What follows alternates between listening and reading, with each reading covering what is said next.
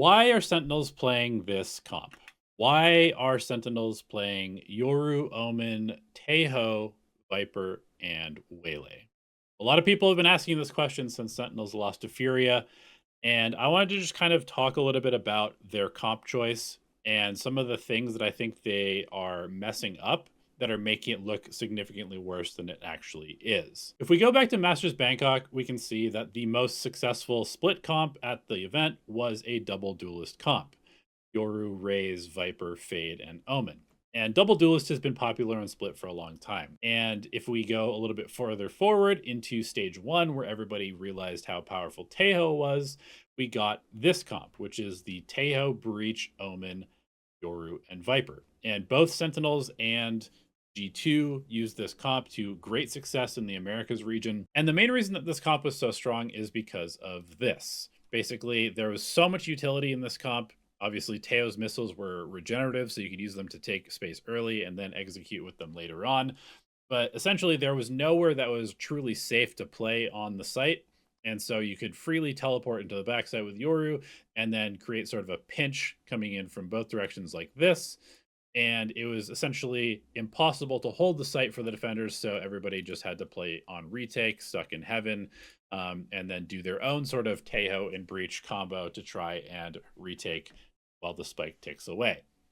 Now, this combo was so good that Riot decided, let's get rid of it. It's too ubiquitous, it's too repressive on all of the maps. And so by the time we got to Masters Toronto, we ended up back in the double duelist meta primarily, where we had Yoru, Raze, Fade, Viper, and then a Smoke. Fnatic goes with Astra, of course. PaperX goes with Omen.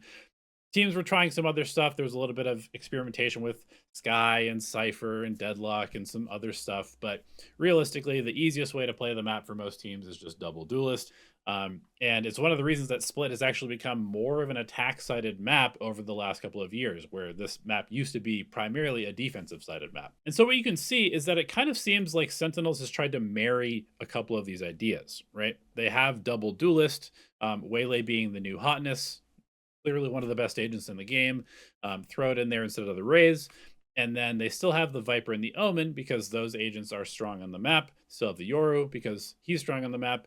And they are running the Teho. Now, the interesting thing with the Teho is I don't actually mind playing this agent on this map. I think it's pretty good. I think the Breach Teho meta showed us that it can be pretty good on the map. The problem with Teho is that he's not as utility dense as an agent like Sky or Fade, who have I like to kind of think about them in terms of how many info checks they have. So Fade has two Prowlers, an Eye. Technically, the C's can also be a check for information, and then an ultimate that also gives information. The Sky is kind of similar, right? You have two birds that can flash for information, a dog that can check for information, and then an ultimate that also checks for information. Heiho has a drone. And this drone is very, very good. It's very strong, and it's actually very good against the current meta because it's visible and it suppresses agents that have escapes so they can't get away. So it's actually a great way to counter stuff like Chamber and Veto and Waylay and Yoru. And so I can understand why they're trying to run the Teho. But if they do want to do that, they kind of have to make up for the fact that there's no Breach comboing with the Teo anymore. And I think the fact that there's no Breach to combo with the Teo is kind of where the main problems are arising for Sentinels. And so what we're going to do is we're going to go through a few of these rounds, and I just want to point out sort of some of the comparisons of where they're trying to do stuff that would work with other comps, but it's not working with this comp because maybe they're not prioritizing the right things or using utility in the correct way. So let's start with round number one. So this round starts out pretty normal. We can actually see a little bit about their plan is they're using this instant stun to take this space. If this was a Fade or a Sky, this might be a Flash or a Prowler, or they might just kind of dry swing this anyway.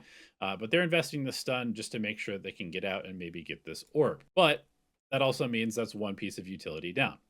And they haven't actually confirmed anything, right? If this was a Prowler or a Sky Flash, you might have actually gotten some information that there was somebody here or that there wasn't anybody there. But in this case, they're kind of just guessing. So then they go ahead and come into middle and they flash into middle with the Yoru. Now, this is fine. Yoru kind of has to play the flash role.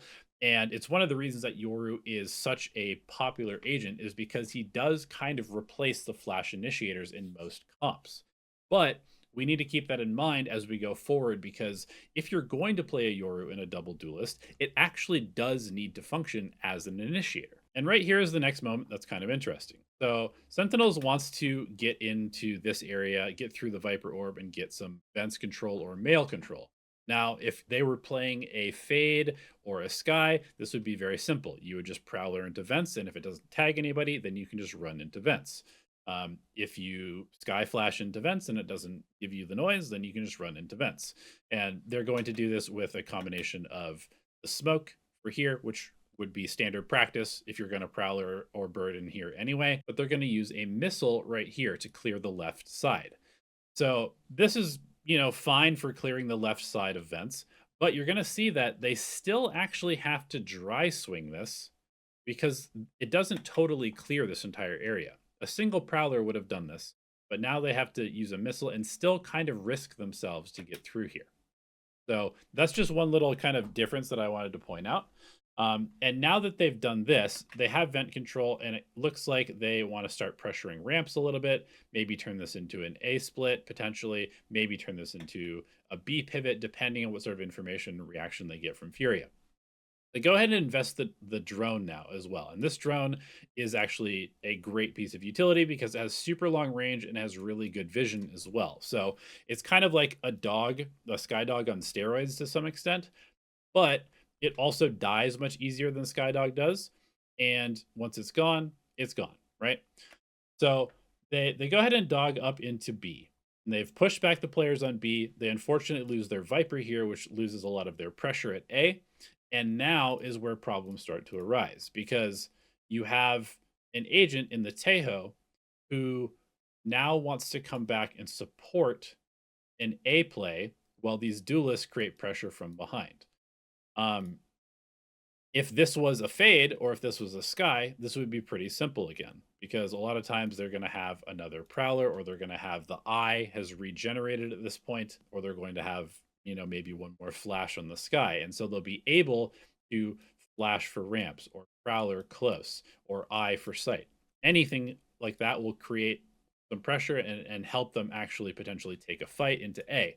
But Tejo only has one missile left.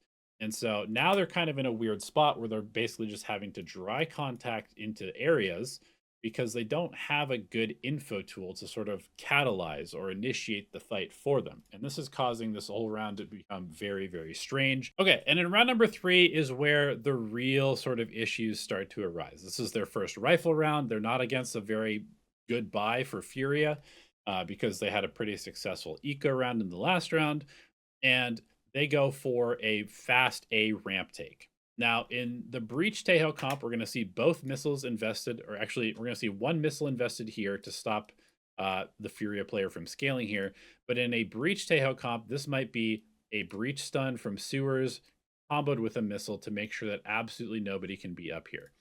But because they're only investing one missile, you can see that these players feel a little bit hesitant to actually come up and scale like this. And so it takes them a little bit to get up the ramp. They invest another flash, and then here is where another one of the issues potentially arises. So they go ahead and drone, and the drone is going to go for sight, and you're going to see how cool the drone is because it can actually check the entire site, which I don't think any other drone can do. Maybe Skydog can get this far, but the Teo drone can actually get all the way through sight. However, it's a stationary ability, right? If this is a Fade Prowler, Fade can Prowler to the side, Fade can Prowler to the side, Eye through the wall and just run through and scale into the site. But with the drone, you're just standing there. And obviously, Sky is very similar. So somebody needs to be following this drone, and nobody is currently following the drone.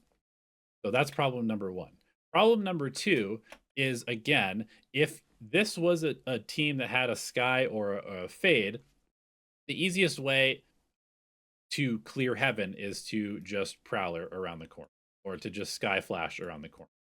But because they're playing the Teo and the Teo is droning for sight, they decide to invest a Paranoia and a Clone, and they've already used one flash here, right? So this is a lot of utility for Heaven Control against a bad buy. So they do get Heaven Control. That's all great. Now they're going to go ahead and waterfall into the site, which has been cleared by the drone. and they will eventually get the spike down. But this is all a little bit slower than it probably would be with another comp.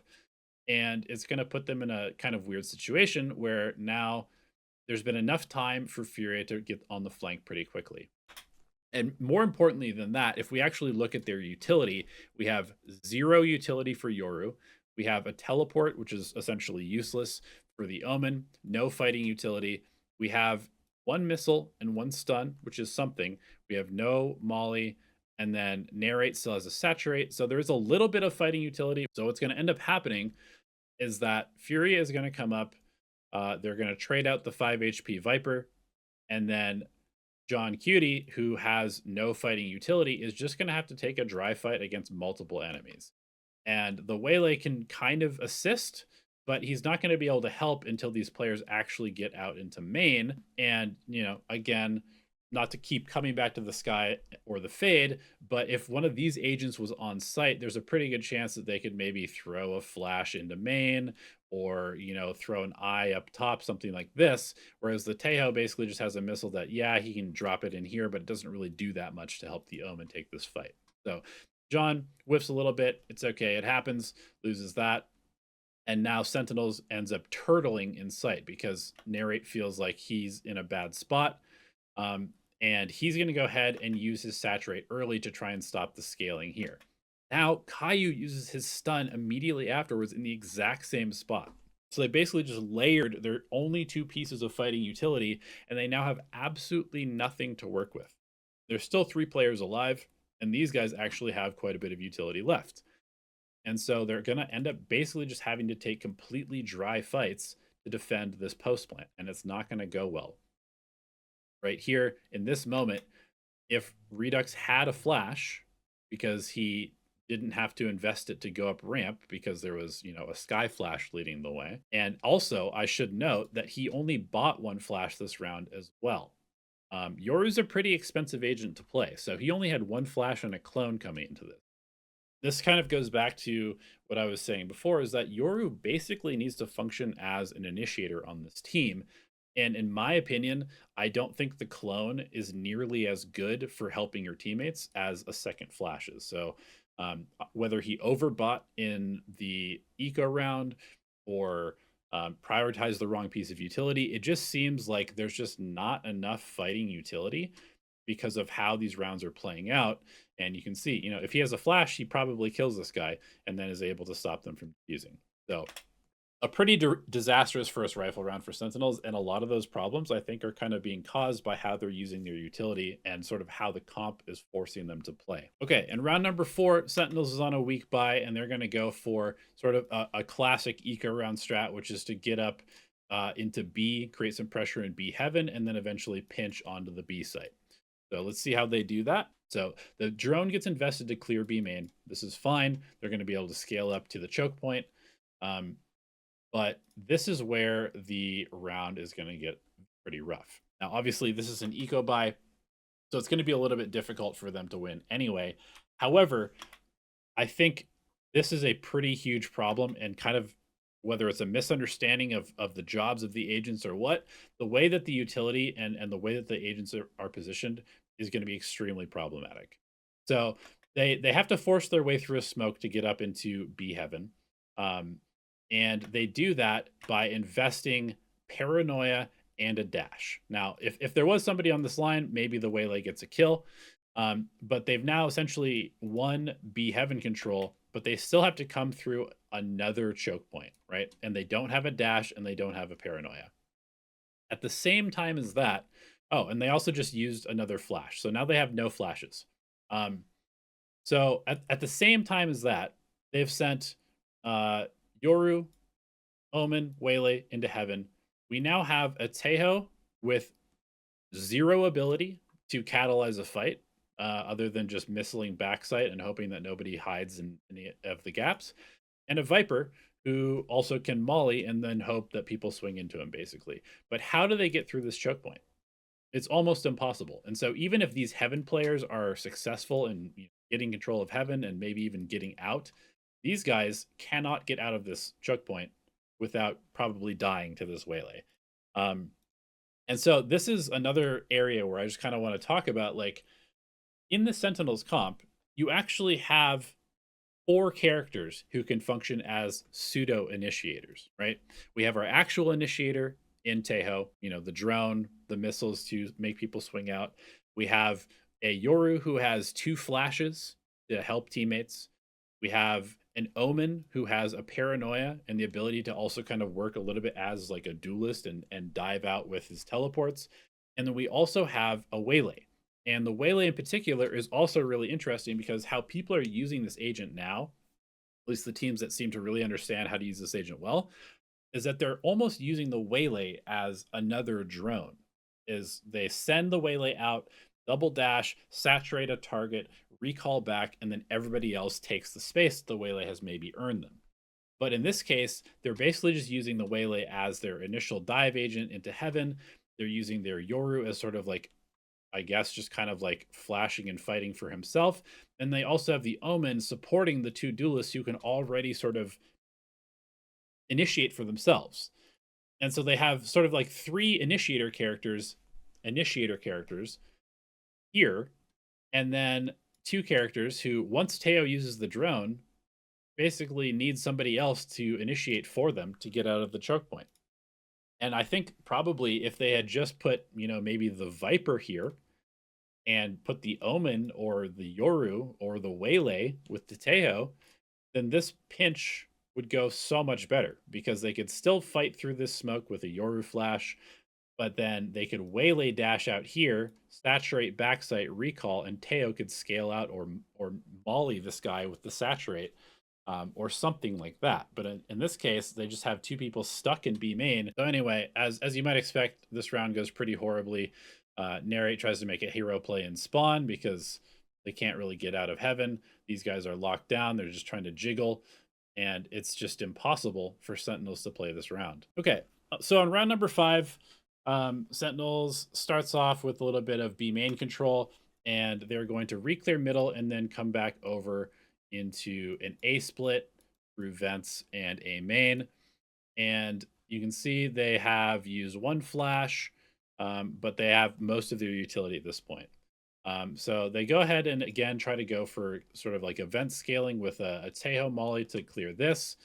And then the Tejo is going to scale here to drone back in through A main. So this is all fine. The Omen is again with the duelist, but it looks like maybe they've made an adjustment. The Omen's going to potentially go try and help these guys, or at least, provide them with a flash utility through the wall. And so the setup looks okay for now, but then here is the first problem. So Teo's going to use the drone, but nobody is scaling on this drone. Cortesia is playing this passive. The drone gets used, it instantly dies. It doesn't push anybody off of this space. And so now you don't have anything else to follow this up, right? If this is a fade, you prowler this once the prowler dies, you probably spam another prowler, or maybe you wait for a couple of seconds and then combo something and then you prowler again. But in this case, you have 1 shot. So if you don't scale with the drone and you don't get space with the drone, you're trading your most important piece of info utility for literally nothing. And so now these characters are stuck. And what's going to happen is the Omen is going to try and help them, right? So he throws kind of an awkward paranoia. This does a little bit, but it doesn't actually cover that much. But again, nobody is scaling with it, right? Now in Vents, we have some shenanigans going as well. And this is again where the Yoru really has to function as an initiator. Because instead of, I mean, he has a flash. Instead of flashing, they're just kind of trying to play whack-a-mole and find some weird cheeky little spam kill. But just imagine, like, again, not to keep referencing these 2 agents, but if this is a Sky in Vents, the Sky just flashes out and maybe you come up the rope and take this fight.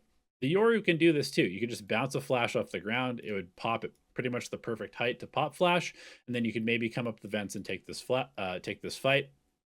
But there's really no pressure from these agents, and these agents are not doing a very good job of creating pressure themselves. Another option might be to, dash and recall, but Narrate doesn't have a recall at this point either. So they end up having to just dry peek into an operator, lose a player, no smokes, and now these guys are stuck in vents as well because they're not really initiating for each other or helping each other in any meaningful way. Again, we see the clone, it's like, okay, doesn't really do very much. They are able to trade this out, but it's still just a totally difficult round. It's way, way harder to do stuff than it should be for Sentinels. And now when they do try to pivot to the other side of the map, of course, they have no regenerative utility. They've used all of their utility already. And so when they try to, scramble and get on site for this last minute spike plant, they don't really have any way to fight for this. They can't even check for any information. So everything is just completely dry and it's very easy to get picked off. Okay, so by this time, Sentinels has built up a bunch of ultimates. They're having a really rough time, but they do have 4 ults. This should be a pretty straightforward round win. They now have the best drone in the game, which is Yoru's ultimate. They have Waylay ultimate, Teo ultimate to combo and clear space. They have Omen ultimate to scout as well. And so they decide to slam A site.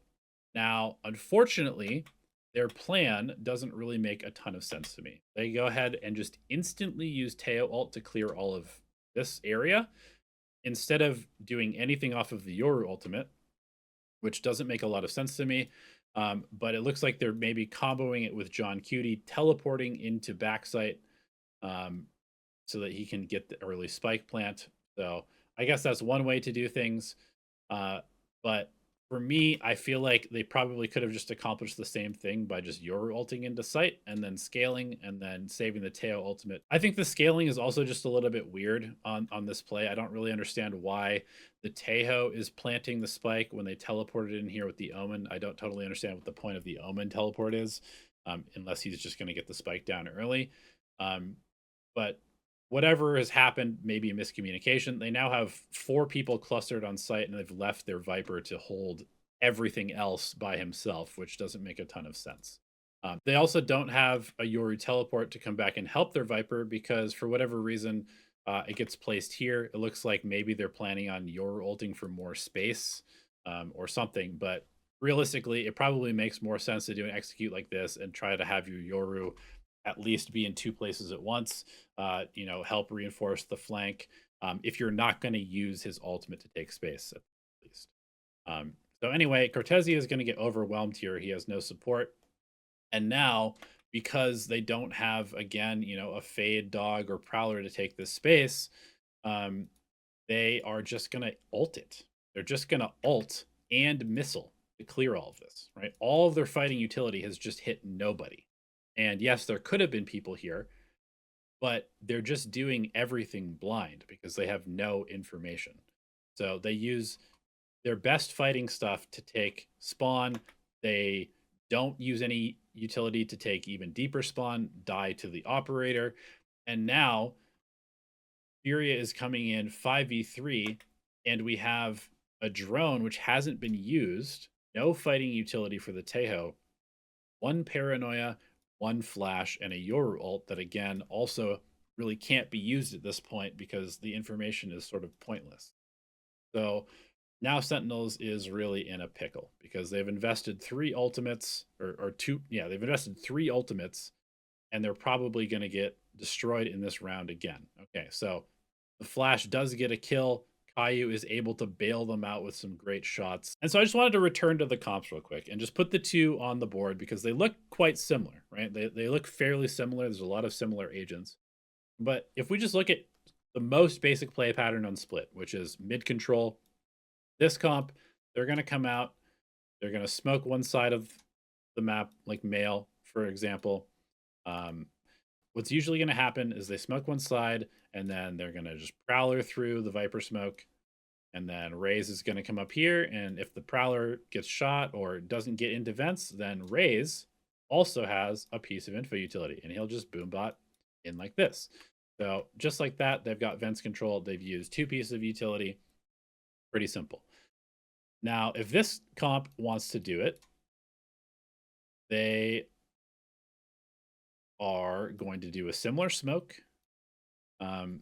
And in this case, it looked like Sentinels was sort of trying to just get their 2 duelists together as a little bit of a tag team. They use a missile like this, right? And then they probably have to flash through the Viper smoke, swing through it, hope that the flash blinds people. And then if they want to come into vents, then they're going to either have to flash again or just dry swing this. Maybe there is a different way that this could be done. It might be the case where they need to start using the Waylay as their initial drone and save the Tejo drone, or use the Tejo drone initially and use the Waylay as their secondary drone. So what I mean by that is if they want vents control, maybe they just drone and just drone. They check vents. They can even check mail. If the drone gets broken, then they can fight off of it potentially. Or their other option is maybe to just use Waylay, double dash in. If there's somebody there, saturate, missile on top of that person. Yoru can follow the Waylay and fight in that way. And then if we compare the execute, let's just leave our Vipers over here because that's what they're gonna do. Um, if we are going to execute on B site or do a little bit of a B split, a lot of times it's going to be something like this. So Prowler this way, and the Rays will take the space. Maybe the Omen flashes to help. Maybe the Omen is in B main. The Yoru could be in B main or could be doubling up here. And so then the Yoru flashes through for the Rays to take the fight. So Yoru acts like an initiator. Fade follows, and now the Omen can potentially, jump peek, and if he sees somebody, can maybe paranoia them, and maybe smoke off the angle, and then can potentially, teleport out when these guys create pressure from heaven. And in that way, you're able to actually get out of the choke point because you have a character who can kind of be self-sufficient when necessary. I think that's kind of the biggest problem is that it seems like a pretty small change to go from Fade to Teo, but Teo is much less self-sufficient than Fade is.